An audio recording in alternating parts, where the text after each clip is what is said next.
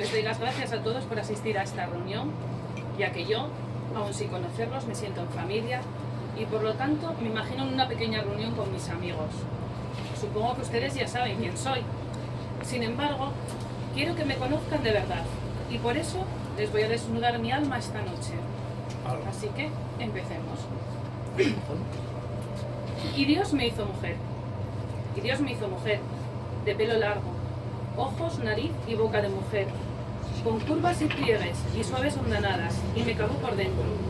Me hizo un taller de seres humanos, tejió delicadamente mis nervios y balanceó con cuidado el número de mis hormonas. Compuso mi sangre y me inyectó con ella, para que irrigara todo mi cuerpo. Nacieron así las ideas, los sueños, el instinto. Todo lo creó suavemente, a martillazos de soplidos y taladrazos de amor. Las mil y una cosas que me hacen mujer todos los días, por las que me levanto orgullosa todas las mañanas y bendigo mi sexo. Esta soy yo, Yoconda Betty. Pensarán ustedes que esta mujer no está muy bien de la cabeza. Es evidente que soy una mujer. No se equivoquen, no soy una mujer al uso. Con este poema reivindico el poder de las mujeres, el derecho a que se nos permita elegir, a que no se nos haga de menos en ningún aspecto, ni en ningún momento. Sobre mí hay muchas leyendas. La que más me gusta y la que más a menudo se repite, y me repite, es la que me atribuye una gran valentía. Me dicen, usted es una mujer valentísima. Qué valiente que sos, qué atrevida, qué lanzada, y cosas por el estilo. Que me concedan esa cualidad siempre me hace surgir la cara más íntima, esa que yo solo veo en mi espejo interior. Una sonrisa mezcla de pasmo y de satisfacción. Y es que eso de que soy yo valiente refleja una realidad distinta a la que yo me he enfrentado en la vida, a la que me enfrento constantemente. Porque yo no soy una persona sin miedos, al contrario, he sido tímida, introvertida y con tendencia a la reclusión. Mi deporte favorito es leer cuán larga soy en el sofá, o mejor aún, en la cama. Le tengo miedo a los aviones, me da nervios hablar en público, me afligen las conferencias. Desde que tengo conciencia, mi vida ha sido un enfrentamiento a muerte con ese miedo. No me gusta tener miedo. La vida con miedo solo puede vivirse a medias. Con miedo uno no puede realizar todo lo que es, ni vivir su pleno potencial. El miedo paraliza y esconde. De ahí que uno de los objetivos más importantes que me planteé desde joven fue perder ese miedo, hacer todo lo que me daba miedo y no dejar que el miedo me venciera. Con esto lo que les quiero decir es que ante todo soy una mujer. Como cualquier ser humano nací en un país y me dieron un nombre. Y mi país, al que adoro, es Nicaragua. Yo sé que ustedes saben dónde se encuentra mi país, ahí en el istmo centroamericano. La mayoría de la gente lo conoce por sus problemas políticos, pero también sobresalen sus poetas, sobre todo Rubén Darío. El poeta José Coronel Urtecho dice, si Nicaragua desapareciera, no quedaría más que su poesía. Yo soy esas dos cosas, poeta y amante de mi país. Aunque igual ya lo saben, les comento. Yo estuve en el Frente Sandinista, aquel que se oponía a la dictadura de Somoza, que gobernó mi país durante algunas décadas en el siglo XX. Este pañuelo que ven ustedes aquí, en el que tengo mucho cariño, es un símbolo de mi identidad en aquel momento de rebelión y de sangre. De mi amor por mi país nacen varios poemas. Les leeré uno de ellos. ¿Qué sos, Nicaragua? ¿Qué sos sino un triangulito de tierra perdido en la mitad del mundo? ¿Qué sos sino un vuelo de pájaros guardabarrancos, cenzoles, colibríes? ¿Qué sos sino un ruido de ríos llevándose las piedras pulidas y brillantes, dejando pisadas de agua por los montes? ¿Qué sos sino pechos de mujer hechos de tierra, lisos, puntudos y amenazantes? ¿Qué sos sino cantar de hojas en árboles gigantes, verdes, enmarañados y llenos de palomas? ¿Qué sos sino dolor y polvo y gritos en la tarde, gritos de mujeres como de parto? ¿Qué sos sino un puño crispado y la bala en la boca? ¿Qué sos sin Nicaragua para dolerme tanto? Después de esta pequeña introducción, ya ven que yo soy una persona muy normal y que lucha constantemente consigo misma, como hace cualquier ser humano. Les contaré sobre mi vida. Yo nací en Nicaragua, en una familia, se podría decir, de clase alta, más o menos. Mi padre era empresario y mi madre fundó el Teatro Experimental de Managua. Como pueden ver, el ambiente cultural era algo que se vivía en mi hogar. Sin embargo, no todo era perfecto en él. Yo le tenía miedo a mi padre. Quizás miedo no sea la palabra más correcta, pero sí mucho respeto a mi padre. Hasta que un día, a la edad de 12 años, decidí perderle ese miedo. Y lo hice contándole chistes. Y a partir de ese momento, la relación con mi padre cambió totalmente y nos hicimos amigos íntimos. Como ya les he comentado, mis padres tenían dinero y decidieron enviarme a España a cursar el bachillerato, en concreto a Madrid, a un colegio de monjas que quedaba en la calle Atocha y que era una especie de mole gris con enormes puertas. Había sido un palacio de la reina María Mercedes, esposa de Alfonso XII, que la esposa de Alfonso XII le dio a las monjas. Cuando uno llegaba los domingos de regreso, porque yo estaba interna, no se crean ustedes, las puertas se cerraban con un eco de encierro. Al lado del colegio había un convento de monjas carmelitas de clausura, que solo se asomaban a la hora de la comunión, a través de una pequeña puertecita, por donde sacaban la cara para recibir la hostia. Era un colegio bastante lúgubre, no sé por qué se ríen, que la hostia era muy religiosa. Esa calle ahora es una calle linda, sobre la que está el Museo Reina Sofía. Pero en esos tiempos había también un hospital y una morgue junto al colegio. Era un lugar triste y nada placentero para una chavala como yo, que estaba acostumbrada al trópico y que ni siquiera conocía el frío. Después de estar ahí, me enviaron mis papás a Filadelfia a estudiar publicidad y periodismo. Y apareció un día un señor solicitando a alguien que quisiera trabajar medio tiempo. Fui la primera en ofrecerme. En un tris levanté la mano y me fui a trabajar de recepcionista en una agencia de publicidad. Cuando llegué me pusieron en un escritorio con una máquina de escribir eléctrica. Yo tenía 16 años en aquel entonces y jamás había visto una máquina de escribir eléctrica. Estaba acostumbrada a las máquinas de escribir normales, pero bueno, simulé que conocía su manejo. Me dijeron que había que hacer facturas. Empecé a hacerlas y recuerdo que me equivoqué tantas veces que me dio vergüenza dejar el cesto de basura con todos los papeles que había desechado usando la papelería tan bonita de la agencia. Así que me los llevé a casa. Ese día cayó la primera nevada del año. Yo no había visto nevar, porque en Madrid nieva muy poquito, ustedes lo saben. Y me tocó salir del trabajo como a las 5 de la tarde. En medio de aquella blancura de la nieve, yo andaba con unas botas blancas, bien bonitas, pero nada apropiadas. Y cuando me vi, estaba con las botas llenas de nieve helada, bueno, en fin, una cosa tremenda. Pero esa experiencia me sirvió. Fue uno de los momentos en los que me dije, yo puedo hacer esto, yo puedo perder este miedo. Y aprendí a usar la máquina de escribir y a caminar en la nieve. Y claro, el miedo se me fue quitando. Y se me quitó casi totalmente cuando descubrí la poesía. Yo era una lectora compulsiva. De pequeña, no se lo he comentado, yo tuve una hepatitis y mi papá me traía todos los días libros. Pero no eran los libros que yo deseaba leer. A mí me gustaban los que tenía mi madre, pero los tenía escondidas, bajo llave. Así que aprendí a abrir cerraduras y encontré los libros sobre sexualidad, sobre teatro. No obstante, yo no había leído casi nada tampoco de la literatura hispanoamericana. Fue en ese momento en el que yo trabajaba como publicista cuando descubrí a estos escritores hispanoamericanos. Y todo fue gracias a Francisco de Asís Fernández Arellano. Era la época hippie. Todos queríamos ser rebeldes y auténticos. Y yo no quería ser menos. Esa fue una de las razones por las que no escribía. Y sin embargo, Francisco me dijo, escribí, que tenés responsabilidad histórica. Y les voy a contar cómo llegué a escribir mis primeros poemas. Sentada en una mecedora, contemplaba la hierba en el jardín de mi casa, en uno de esos estados semihipnóticos con los que se asocia el calor del verano a mediodía, o esa cierta inquietud del espíritu que no encuentra dónde posarse.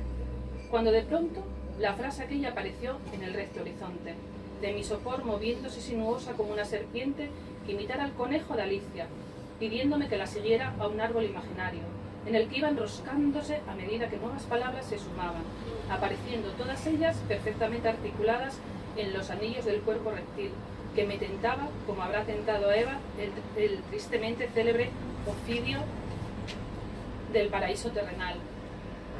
Recuerdo que yo tenía las piernas cruzadas encima del brazo de la mecedora y que me miré los pies, no sé por qué, ligeramente deslumbrada de que mi mente, con el solo estímulo del sol derramándose sobre las hojas de la hierba del jardín, hubiese empezado a producir la cinta serpiente de palabras cuya rara levedad y sonoro contoneo claramente contenía una idea.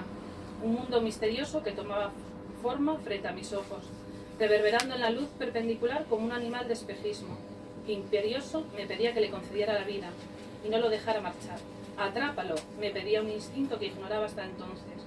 Poseer, tironeándome el cuerpo fuera de la modorra, y así fue. Cual, si llevara en los brazos la sinuosa frase movediza, corrí con ella al estudio. Encendí la ruidosa máquina de escribir eléctrica, que sin prever ningún destino literario había comprado con el salario inaugural de mi vida de adulta, y descargué aquel ruido de palabras, aquel reptil de anillos amarillos y hermosos sobre el papel blanco, que mis manos introdujeron a toda prisa en el tambor del aparato, y dejándome llevar por la angustia inicial de la creación, escribí de una vez, casi sin respirar, las frases entrecortadas que se desenroscaban dentro de mí con un aliento que me dictaba: corta aquí, pausa ya. Palabras apresuradas que salían ansiosas, como si hubiesen estado encerradas sin oxígeno y estuvieran ahogándose a punto de sucumbir, y cuya vida dependiera de la rapidez de mis dedos tecleando furiosos con la urgencia de un inminente naufragio alfabético que yo debía evitar, llevando cada una sobre mis hombros, nadando sin tregua hacia la playa del papel en blanco, que poco a poco se iba cubriendo de símbolos, mientras, dentro de mí, el espacio desalojado del lenguaje se llenaba de una alegría extraña, de un aire limpio y soleado, como el que sueña quien tiende una línea de ropa mojada, rogando que la lluvia no llegue a estropearle la amorosa labor de fregar los pantalones sucios de sus hijos. 3 o 4 páginas después, extenuada, infeliz, hojeé los papeles, contemplé lo hecho y supe que por primera vez había mordido la serpiente y escrito poesía. Estaba entusiasmada con la idea de poder plasmar en papel todas aquellas ideas que surgían en mi cabeza. La poesía no era solo mi razón de ser, sino que me permitía gritar al mundo que era una mujer, que estaba orgullosa de serlo. La poesía me dio alas para poder hacer un sinfín de cosas que nunca habría hecho y que quería hacer. Si les digo la verdad, fui muy afortunada. Mis poemas se empezaron a publicar y gocé del beneplácito de los autores más relevantes del momento. Entre ellos, evidentemente, Francisco de Asís. Este escritor, junto a otros, me recomendaron que leyera mis poemas una vez compuestos y me fijara en lo que les faltaba, pues un poema es igual que un nacatamalito. Sin embargo, mi familia no pensaba lo mismo. El primer domingo que fui a comer después de que mis primeros poemas fueran publicados, mi familia me miró horrorizada. No entendían nada. ¿Cómo podía escribir sobre las cosas que le suceden a las mujeres? Recuerdo muy bien a mi tía diciéndome: un poema sobre la menstruación. Eso no se escribe. ¡Qué cosa más horrible! Pobre tu marido. Se formó un gran escándalo en mi familia. Como acaban de escuchar, yo por aquel entonces ya estaba casada. Me casé a los 19 años.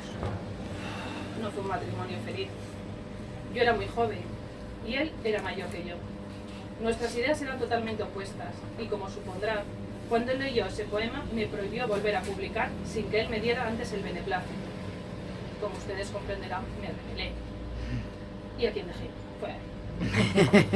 Gracias a la bendición de los monstruos sagrados de la literatura nicaragüense, José Coronel, Carlos Martínez Rivas, que decían que mis poemas eran muy buenos, la gente de mi familia me empezó a respetar. Recuerden que mi madre se movía en el círculo literario y les hacía mucho caso en esos aspectos. Guardo gratos recuerdos de aquella época. Todo el mundo decía que yo era la nueva voz de la poesía nicaragüense. Vivía como una realidad paralela. Tras ganar el premio Mariano Fiallos Gil, tuve que leer mis poemas en el Paralinfo de la universidad. Esa fue la primera vez que me di cuenta del poder de la palabra, de que era capaz de comunicar y de llegar al corazón de la gente. Todo esto fue gracias a que a alguien se le saltaron las lágrimas. La obra con la que había conseguido el premio era Sobre la grama. Y ahora les voy a leer uno de los poemas. Soy llena de gozo, llena de vida, cargada de energías, como un animal joven y contento, imantada mi sangre con la naturaleza, sintiendo el llamado del monte para correr como venado desenfrenadamente, sobando el aire, o andar desnuda por las cañadas, untadas de grama y flores machacadas, o de lodo, que Dios y el hombre me permitieran volver a mi estado primitivo, al salvajismo delicioso y puro, sin malicia, al barro, a la costilla, al amor de la hoja de parra, del cuero del cordero atuto, al instinto. Les leeré el poema que, en mi opinión, más escandalizó a mi familia. Tengo la enfermedad de las mujeres. Mis hormonas están alborotadas. Me siento parte de la naturaleza. Todos los meses esta comunión del alma y el cuerpo. Este sentirse objeto de leyes naturales fuera de control. El cerebro recogido, volviéndose vientre. Tal y como les contaba antes, mi libro se publicó en 1972, cuando yo tenía ya más o menos 24 años. En aquel momento yo ya tenía mi primera hija, y al año siguiente nacería Melissa, mi segunda hija.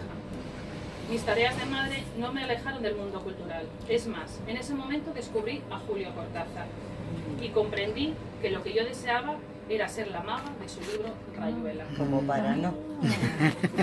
Yo también. Fue una de las obras más importantes que me han influenciado en mi producción literaria.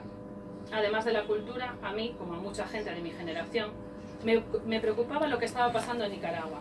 Por eso decidí unirme al Frente Sandinista de Liberación Nicaragüense. En aquel momento, ser parte del Frente Sandinista significaba pertenecer a una organización clandestina que se oponía al régimen de Somoza. Yo participaba activamente en las labores que exigía la organización. Hice de correo, transporté armas, viajé por Europa y América Latina para buscar recursos que nos ayudaran a mantener nuestra lucha y explicando también lo que era nuestra lucha. Como pueden imaginar, esto tuvo un efecto muy negativo sobre mi literatura, sobre mi poesía. Y durante la dictadura somocista fui perseguida y tuve que exiliarme en México y Costa Rica. Por aquel tiempo, en el año 75 más o menos, yo no tenía dinero y vivía en un pequeño cuartito en México, pero como toda en la vida, no todo es malo. En aquel momento conocí a Efraín Huerta, con quien trabajé. Le pasaba máquina a los poemas de su libro Circuito de Interior. Cuando llegaba a su casa a trabajar, siempre me tenía unos confetis y agua al lado de la máquina de escribir. Él y su mujer, la poeta Thelma Nava, eran parte del Comité de Solidaridad con Nicaragua.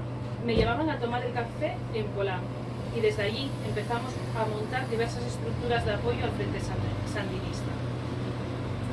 Después el Frente me mandó a Costa Rica. Allí trabajé en una agencia de publicidad y me pasaba el tiempo haciendo propaganda y en las redes de solidaridad. No crean ustedes que yo abandoné la poesía durante ese tiempo, todo lo contrario. Seguí escribiendo y en 1978, junto con Claribel Alegría, gané el premio de la Casa de las Américas con el poemario Línea de Fuego. Les voy a leer dos poemas muy breves. Vivo en Costa Rica, condenada al destierro y a 18 meses de cárcel por haber amado más de la cuenta.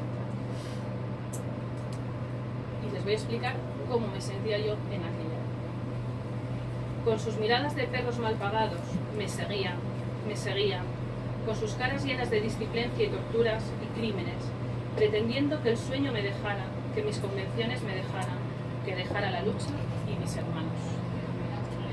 Como mujer comprometida con la causa y como mujer que soy, la situación que estábamos viviendo me llevó a escribir un poema mostrando el cambio. Ya no somos mujeres individuales, somos un colectivo.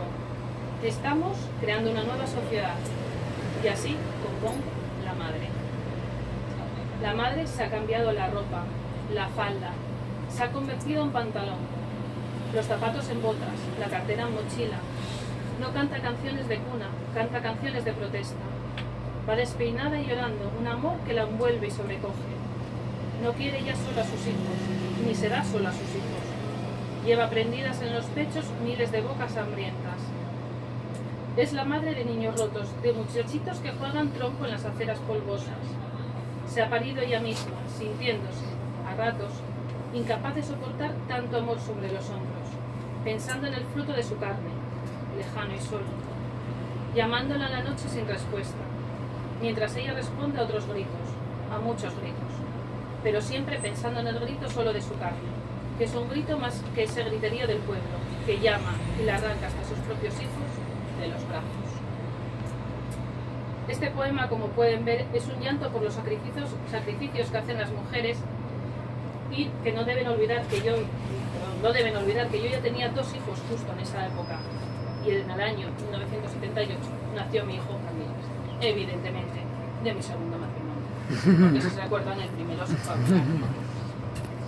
Este poemario me dio una de las mayores alegrías que he tenido a lo largo de mi vida, que fue conocer a Julio Cortázar. Fue en Cuba, donde me invitaron como jurado a la Casa de las Américas en 1980. Durante esos años no abandoné la poesía. Sin embargo, en mi interior se estaba fraguando algo distinto. Mi inquietud me susurraba que la poesía no llenaba todo mi ser, que necesitaba algo más. Y así fui como di el salto hacia la narrativa. Todo este proceso fue quizás más lento de lo que habría sido si no hubiera estado comprometida con el Frente Sandinista. No me malinterpreten, estuve feliz, pero las obligaciones diarias quitaban mucho tiempo a la escritura. Cuando triunfó la Revolución Nicaragüense, el 19 de julio del 79, yo ocupé varios cargos dentro del gobierno sandinista. Sin embargo, en el 86 decidí abandonar toda actividad política y centrarme en mi escritura.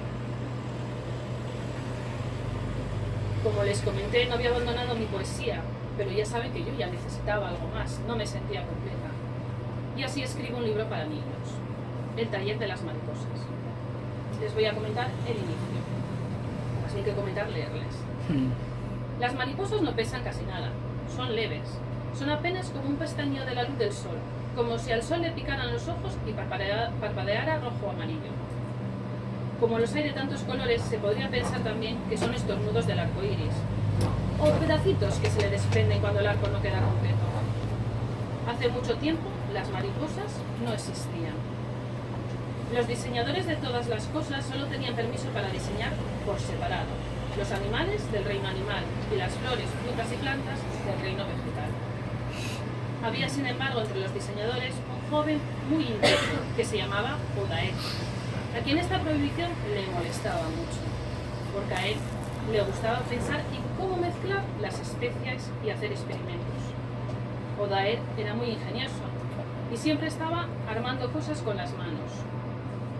Él y un grupo de sus amigos se reunían a escondidas en una cueva en medio de la floresta y hablaban y discutían sobre todo lo que se podría crear si los diseñadores de todas las cosas tuvieran un espíritu menos rígido y fueran más atrevidos. Un árbol que cantara como un pájaro, o un ave que en vez de huevos pusiera frutas, decía Odaer a sus amigos. La secreta obsesión de Odaer era, sin embargo, la de hacer una mezcla entre un pájaro y una flor. Y a partir de aquí lo dejo a su imaginación. Todo esto, por supuesto, me gustaba, pero seguía sintiéndome incompleta. Aquí les voy a explicar cómo nace mi primera novela para adultos, La mujer habitada. Y con su permiso voy a volver. ¿Cómo no? Te vamos a secundar. Por solidaridad. Venga, Por la Gioconda. por el Frente Sandinista. Bueno. Crecimos con él, ¿eh? Vamos, Ya mi en generación, sí. 1973, en una especie de duermevela, yo había visto un árbol y una mujer dentro de un árbol, y había tenido la idea de una novela donde una mujer entraba a vivir dentro de un árbol y se posesionaba del árbol y se convertía en un espíritu mítico que de alguna manera influenciaba a la otra mujer. Inicialmente la mujer en el árbol era alguien que había muerto durante la Revolución, y la mujer a la que influenciaba y con la que se desarrollaba una relación misteriosa era una mujer que vivía después de la Revolución. Y ahora aquí permítame un inciso. Yo soy una mujer que necesita hacer ejercicios de escritura, no soy como otras escritoras que deciden el día 1 de cada año me voy a poner a escribir y escriben lo que les haga. Yo necesito hacer ejercicios de escritura. Entonces, en uno de estos días en los que yo estaba haciendo mi ejercicio de escritura, en concreto mientras escribía un camino, fue cuando me di cuenta de que lo que estaba haciendo era una novela. Cuando llevaba unas 250 páginas, me bloqueé. La historia no avanzaba. Esos días tuve que viajar a México. Allí, estando en casa de unos amigos, durmiendo la siesta, me despertó la voz de una mujer indígena. era la voz de Itza. Entonces comprendí que la estructura de la novela era errónea. Las dos protagonistas no podían ser coetáneas, tenía que ser lejanas en el tiempo. Fue un momento mágico, vi en un instante la novela de principio a fin. Como estaba en México, me fui en busca de los libros sobre la cultura náhuatl, sobre la mitología de Mesoamérica, y a mi regreso empecé a escribir la novela. Deseché las 250 páginas y empecé de cero. Y así nació La mujer habitada. Les voy a leer ahora un fragmento. Me voy, dije de pronto. ¿Cómo que te vas a ir? Casi gritó Adrián. ¿Estás loca? Nada me va a pasar, dijo Lavinia tomando su bolso. Cerca de mi casa no está pasando nada. Pero, ¿para qué te vas a ir sola a tu casa? Intervino Sara levantándose alarmada. No sé, dijo Lavinia. Solo sé que no aguanto más estar aquí, sin hacer nada. Sabía que era lo más sabio, calmarse, pero no podía. No podía seguir allí, tenía que salir de allí. Esto no es un juego, Lavinia, dijo Adrián. Mientras yo esté aquí, no salís de esta casa. Vos no sos mi marido, respondió Laviana. Ni tenés por qué decir qué es lo que yo hago. Yo me voy, déjame salir. Se oyeron más tiros.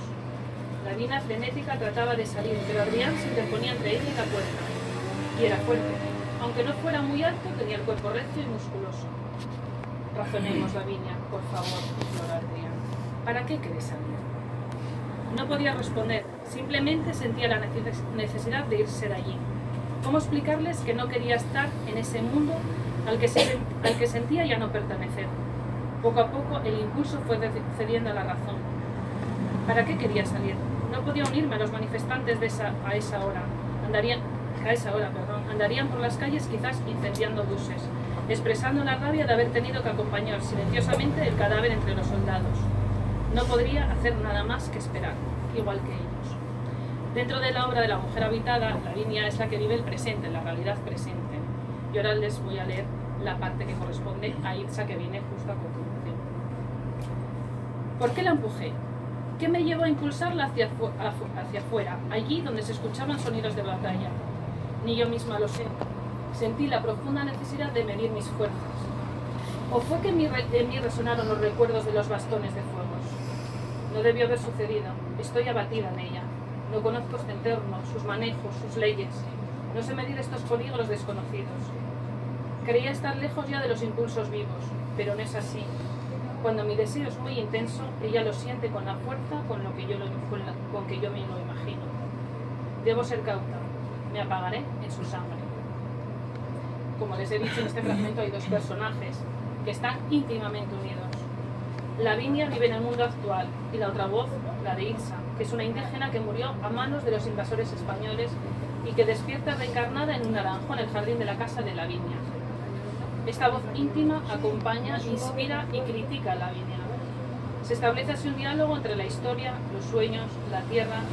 Es un diálogo que invita a cazar una utopía de felicidad y comunidad en la tierra. Quizás una de las virtudes que tiene esta novela es la creación de personajes muy humanos. La protagonista es muy compleja, es muy egoísta, expresa sus más íntimas pasiones, tiene multitud de defectos, quiere que se haga siempre lo que ella decide. A lo largo de toda la historia que corre paralela a la de Itza, su personaje va evolucionando. ¿Se acuerdan ustedes del realismo mágico? Aquellas obras donde la fantasía es parte esencial de la obra, pues aquí ocurre lo mismo. La obra no podría sobrevivir sin la parte de Itza. Influye en la forma de comportarse de Lavinia, tal y como han podido ver en el fragmento que les he leído. Con estas dos mujeres se hace una crítica a cómo ha sido tratada la mujer a lo largo de los años, poniéndola siempre en segundo lugar, infravalorándola. También muestra cómo la humanidad parece estar condenada a repetir una y otra vez los mismos errores. Les comentaré que algunos críticos vinculan esta obra a la rebelión femenina y a la insurgencia política actual. Yo, lo que les puedo decir, es que esta obra nació de mi necesidad de contar la historia de dos mujeres. No voy a negar mi feminismo, ni mi lucha por la igualdad entre hombres y mujeres, y tampoco voy a negar mi amor por mi país, el cual parece estar en continua lucha. Por lo tanto, que se puedan ver estos dos aspectos en la obra no es algo que pueda extrañar a nadie. Tengo que decirles, no es por presumir, pero lo cierto es que la novela tuvo un éxito que nadie había esperado. Hasta ese momento mis publicaciones se debían pues, a que yo había ganado algún premio, a que me publicaba pues, algún conocido, algún amigo, pero no eran publicaciones así de grandes tiradas. Por eso yo desconocía el mundo de los agentes. Me invitaron a una feria Libro de Frankfurt. Se habían publicado en alemán algunos de mis poemas y se publicó en alemán primero La mujer habitada que en el idioma español, por un problema con la editorial mexicana que tuvo problemas de imprenta y tardó más en publicar. Allí, en Frankfurt, estaba Carmen Balcells, ustedes ya saben, la editora que representó a 6 premios Nobel, de ellos Vargas Llosa, García Márquez y Neruda.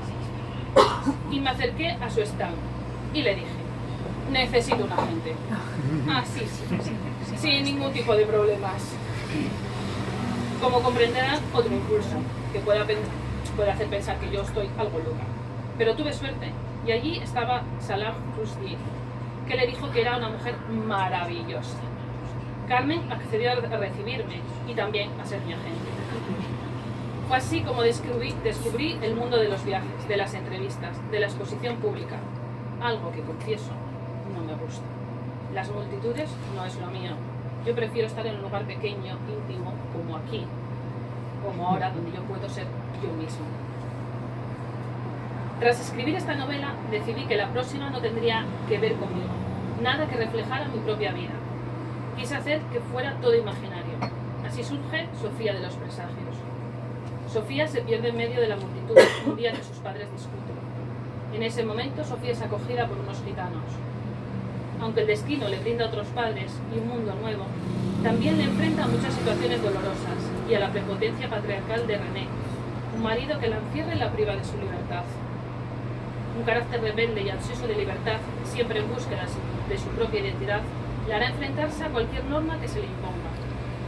Protegida por seres dotados de una sabiduría milenaria, la sangre y la rebeldía gitana de Sofía se imponen a través de rituales y ceremonias antiguas, que la conducen hacia su verdadero origen y a dar, por fin, con el amor de su vida. Les leeré un pequeño fragmento. Casarse con él no le gustaría, piensa Sofía sola esa noche en su cama, bajo el mosquitero de Carmen.